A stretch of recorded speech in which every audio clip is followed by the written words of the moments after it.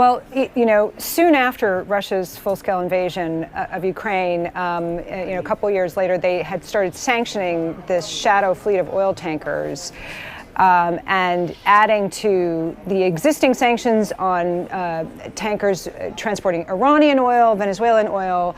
But no one had enforced those sanctions until now. So this just shows the hollowness of that previous policy.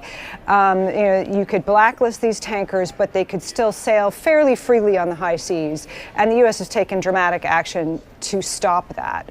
Now, the one that they seized off the coast of Iceland today had been sanctioned in 2024 for carrying Iranian oil. It had taken a trip from Venezuela, changed its flag, hastily painted a Russian flag on the ship, and changed its name. And the U.S. Coast Guard boarded it, despite it being escorted by a Russian submarine. Now, I think Putin's got to be worried because the price of oil is coming down. The price of Russian oil in particular has come down as a result of U.S. sanctions. And now the U.S. has finally decided to enforce those sanctions on blacklisted, these shadow fleet tankers. So that's going to spell trouble for him in terms of Russian oil revenues dropping even further. Stephanie, is there a sense that today's action is a one-off isolated event or maybe signal a significant change in U.S. policy as it relates to this shadow fleet? No, it's not a one-off policy. And in fact, U.S. Southern Command just announced that they had seized another tanker in the Caribbean, a Venezuelan, we believe to be a Venezuelan-linked tanker. It was flagless, and that they are transporting it to the U.S. So it does seem, particularly with any tanker linked to Venezuela, that they will go after it as a way of enforcing this blockade on Venezuela and ensuring that Venezuela's new president, Delcy Rodriguez, toes the line and does what the U.S. says. And Stephanie, as Tom just mentioned, President Trump is out with some tweets as it relates to NATO and how the U.S. is committed to NATO. And conversely, NATO, is only feared by China and Russia because of the U.S. presence there. What's the feeling just over the last several days in European capitals about some of these moves by the U.S.?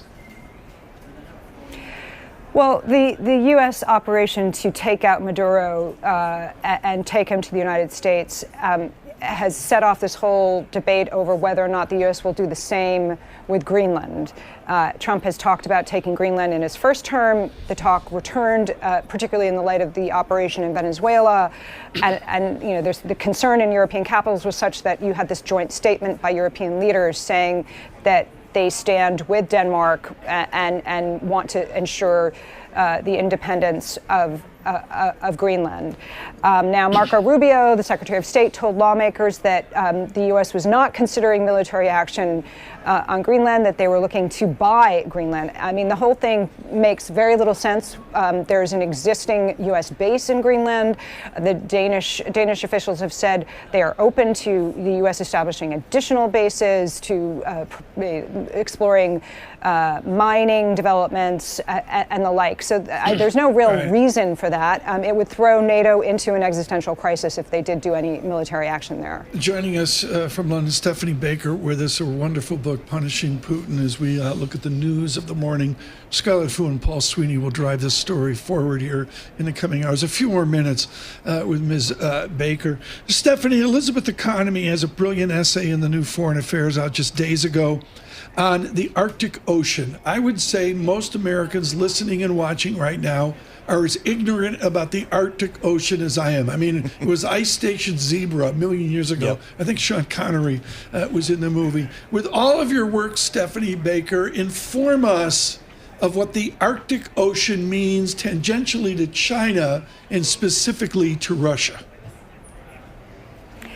The Arctic is the new battleground, and I think that's why Greenland is considered so strategic. That Russian intercontinental ballistic missiles could fly over the Arctic and target the U.S., and the first early warning signals would come from that U.S. military base in Greenland.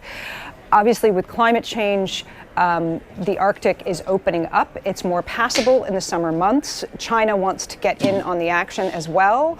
There's been some Chinese investment in Greenland.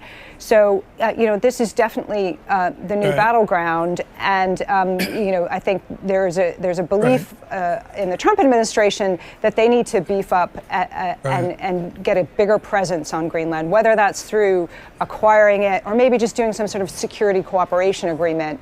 I suspect that they will try to do some kind of deal that Trump can announce and brag that he's, expanded the U.S. security architecture in some way. Thank you so much for joining us. One final quick question. How is Mr. Putin's health? It's the million-dollar question. I think reports of his imminent demise are exaggerated. From all the reporting I've seen, he's a 72-year-old man with the normal ailments of anyone of that age, but that there's no serious health concerns from the Western intelligence officials that I've spoken to.